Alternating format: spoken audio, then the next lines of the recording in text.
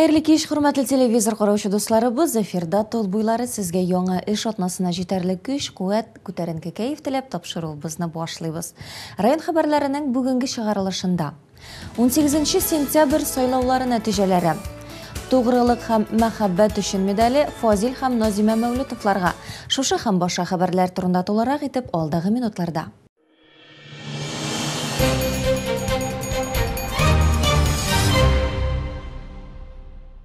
18 sentyabr saylovlarining natijalari da belgili. 19 sentyabrda Moskva vaqti bilan ertangi soat 6ga tovushlarning 78,12% sonalgan.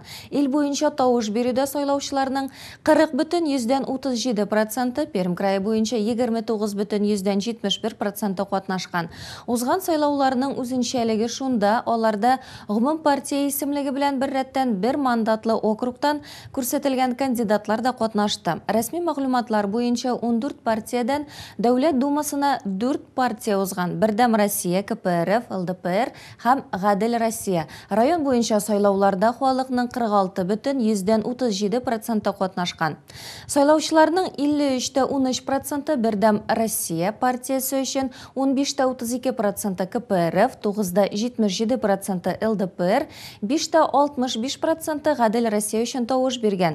Davlat dumasına 9 kandidat orasidan 57,34% tovush bilan Igor Shubin Nikolayevich yenggan. Kray zakonlar chiqaruv yig'ilishida saylovlarda Birdam Rossiya, KPRF, LDPR, G'adil Rossiya partiyalari eng ko'p tovush yig'gan.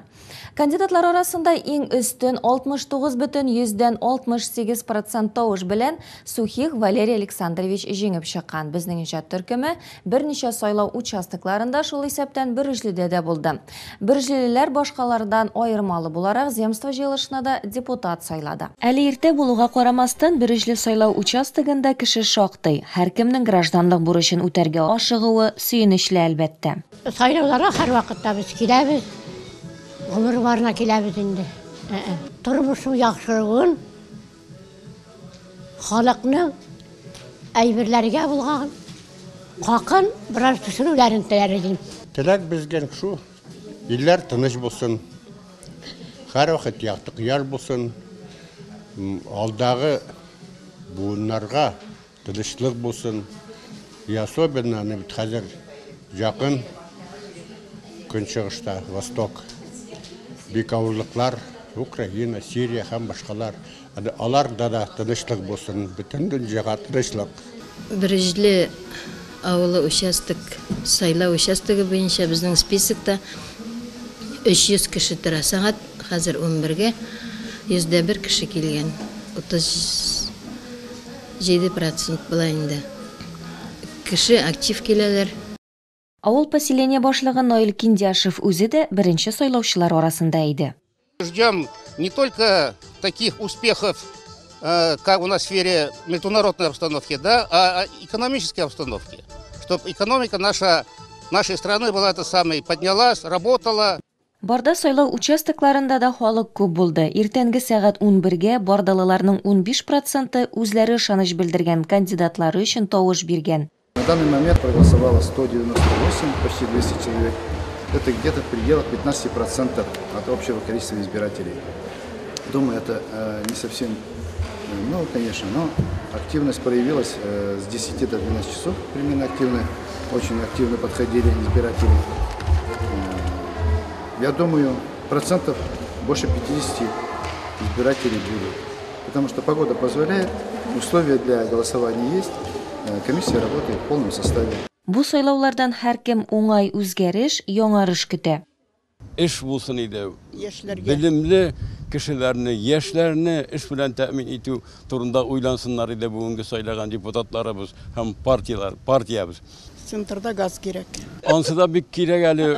Bizim üzümüzde de gaz yok. Gaz bulsun edi. Şit illerge gaz satabız. Ansıda bir gerek nerse. Tamırsa tabuş gerek.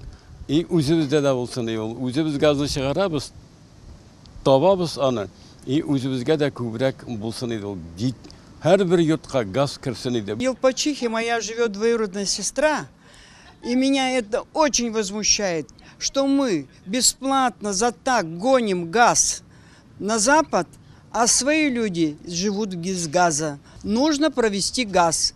Быел сайлау участогында тауыш беруде катнашучылар саны уртача район күрсәткеченнән югары, ягъни 50,56% тәшкил иткән. Сайлауга шын күңелдән киләбез, чөнки без тормыш яхшы булсын, илебез әйбәт булсын. Без сайлаган депутатлар бүтән көчләрен биреп эшләсеннәр, дөреслеккә барсыннар, яхшы эшләсеннәр дип киләбез. Ышаныч белән киләбез. Шулай да әйтәсе киләменки тормышлар әйбәт булсын, алга таба гөрләп яшәргә булсын дип. Кайын авылларда һәр сайлауларны көтеп алып, аларга зур өметләр баглый. Дөньялар рәхәт әйбәт булсын, тынычлык булсын өчен җөрибез. Барыбызга да рәхәт булсын өчен. Может, үзгәреп китмәсме дөньялар, ышанып, вот шу. Ә менә бардалылар активлыклары белән мактана алмый. Бардавыл поселениясенең депутатлар советына депутатлар сайлауларда барлык сайлаучыларның 3/1 генә диярлек катнашкан. 33 кандидат арасыннан сайланган 12 депутат исемлеген киләсе тапшыруларда игълан итәчәкбез.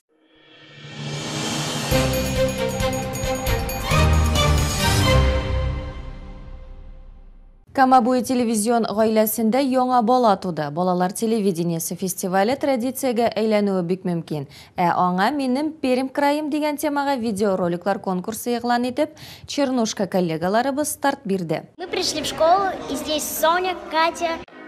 Лиза Архипова – звезда не только своего 6 Б, но и всей гимназии. Она ведет видеодневник школьной жизни. Одна из записей сегодня – виды и порядок разбора слов и предложений. Одноклассники и учителя не против такой популярности. Ипполита разбирается в лексический разбор предложения. Все пишут, и это очень занимательно. Лиза ведет свой блог, число подписчиков растет. А студент колледжа Алексей Бахматов из «Цвета нации» ведет летопись родного военно-спортивного клуба. Вот ребята уходят в отрыв. Отрыв – это один из поединков силы, воли, выносливости. И снова чернушинские ребята в тройке лучших. Алексея никогда нет в кадре, но он всегда рядом на полосе препятствий. В кадре, на экране и в жизни. Алексей и Лиза – участники первого фестиваля детского телевидения и показали свой Пермский край.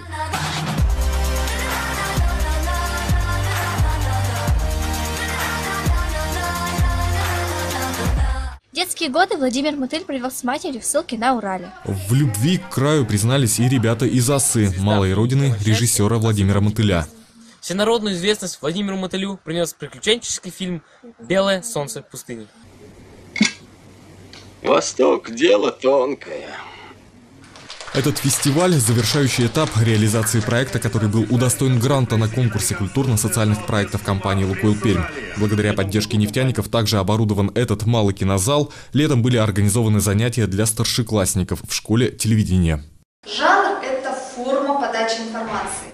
Выпускники этой школы, конечно, тоже среди участников конкурса. Эта съемочная группа рассказала о Пермском крае в цифрах. Слово «пермский» уже не одно десятилетие во всем мире является брендом. К нему привязано более десятка понятий. Вот самые известные. Пермский период продолжался 47 миллионов лет. Работы оценило профессиональное жюри. Его председатель – президент Пермской ассоциации радио и телевидения Лариса Телепова. Сегодня мы присутствуем, еще раз повторюсь, на рождении нового детского мини-ТЭФИ. И я поздравляю первых участников данного мероприятия. Фестивалю детского телевидения «Быть» – и это, пожалуй, главный итог реализации гранта. Вероятно, уже на будущий год фестиваль станет краевым. А пока главный приз остался в Чернушке. Лучший ролик о буднях ребят из военно-спортивного клуба «Цвет нации».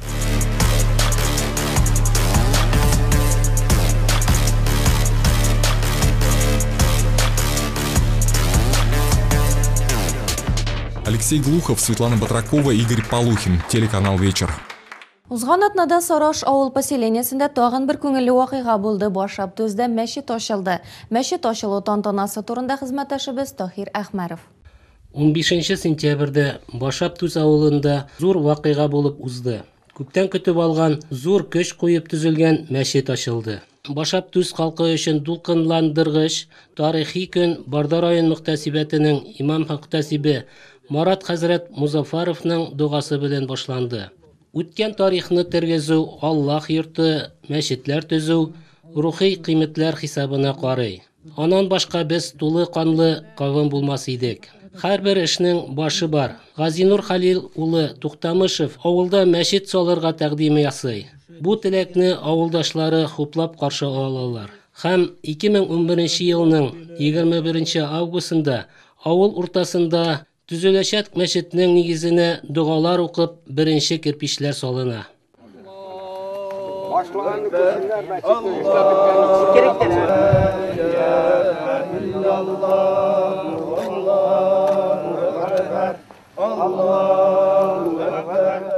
Мәчетне күрмәбез. Ходай Тәгалә ярдәм итсен. Рәхмәт яусын. Мәчетнең төзелеп бетүен күрмәгә Алла кушсын. Ходаем насип итсен. Ey Rabbim, ey Allah'ım, ya Rabbil Alamin, amin. Allah'ın rahmeti kengdir. Allah'ın yardımı bilen ana. Şuşu meşitimizni tüzüp çıktık indi. Ana şuşu meşitimiz keng köngüllü kişilerinin, imanlı kişilerinin, yaxşı kişilerinin iş neticesidir. Rabbimiz Allah'ın şunda sıfatı vardır ki kılgan yaxşılıklarımızı unutulmaz barşaları da. İnşallah ana şuşu kılgan yaxşılıklarımız barımızın da ahirette kütüp durur. Bu dünyada da kaytıp gelir. Şuşu meşidini tüzdügende kimler katlaşkan bulsa, kimler yaxşı söz aytkan bulsa, sadakalar bergen bulsa, kelip işlegen bulsa, yani şuşu kimgedir? Cennetke kirmege bir sebep bular. Kimgedir? Günah hatlarını kişirmege bir sebep bular. Kaysımızgadır? Kabir azaplarından, cehennem mutlarından saklanmaga inşallah bir sebep buladır. Tırışkanlık için Allah'ın rahmeti olsun barıgıda da. Tırıştık, ana tırışkanlığın neticesi şuşudur. Нигез ташларынан алып барлык төзелеш эшләрен авыл халкы үз көче белән башкарган. Бу көнне башап түзделәр үз адресларына бик күп котлау сүзләре кабул иттеләр. Мондый бәйрәмнәр авылның үткәнен, аның киләчәге барлыгын күрсәтә, бердәмлекне ныгыта. Халыкта тормышның тагын да яхшыруына өмет уята. Узак еллардан соң бу авылда да безнең мәчет ачылды. Әйтергә кирәк, 5 ел эчендә башап төз халкы үзе оештырып, үзе теләге белән, үзенең садакалары белән менә бу мәчетне үзләре төзеделәр. Барыгызга да иминлек телим, муллык телим, илләребез тыныч булсын, дөньялары тыныч булсын, гаиләләребез дә муллык булсын. Үзебезнең авылда шушындый мәчетнең ачылуы тагын да авылга нур кергән кебек булды. Шуннан да безнең авыл гомер-гомергә күркәм иде. Шулай булгач, безнең авыл гомер-гомергә ана шул данлыклы кешеләр биргән авыл. Биредән бик күп кешеләр чыкканнар. Мин үзебезнең авылдашларга исәнлектә, саулыкта, тазалыкта, байлыкта яшәргә ясыйм дип, ана шулай иттереп безнең авылыбызда азан нуры, азан җыры яңгырап торсын.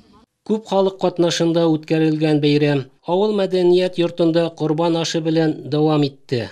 Мәчет ачылу, Корбан ашларын авыз итү башап төз халкы өчен эссез югалмас. Һәркем күңеленә иман орлыгы булып сибелер. Авыл халкының рухи байлыгын арттырыр һәм нур өстенә нур сибеп торыр. Тугрылык һәм мәхәббәт өчен исеменнән үк күренгәнчә әлеге медаль яшьлекләрендә кабызган гаилә учагын тормыш җилләрендә сүндермичә, гомере буе саклый белгән саф хисләрен алтын туйларынача китереп җиткерә алган гаилә парларына бирелә. Хөкүмәт бүләге шушы көннәрдә Бирҗле авылының үрнәк пары Фазил һәм Назимә Мәүлетовларга тапшырылды. Үткән ел тугрылык һәм мәхәббәт өчен медаленә Күчтәнтидән Идеал һәм Мөнирә Закировлар ия булган иде. Әле генә алтын туйларын 50 ел бергә торуларын билгеләп үткән Фазил һәм Назимә Мәүлетовлар гаиләсендә бу көнне икеләтә сөенеч булды. 5 бала тәрбияләп, аларның тормышын корырга ярдәм итүче, авыл халкына да һәр вакыт ярдәм кулы сузып яшәүче бу күркәм гаиләгә район башлыгы урынбасары Рафиз Мукаев дәүләт бүләге тугрылык һәм мәхәббәт өчен медален тапшырды.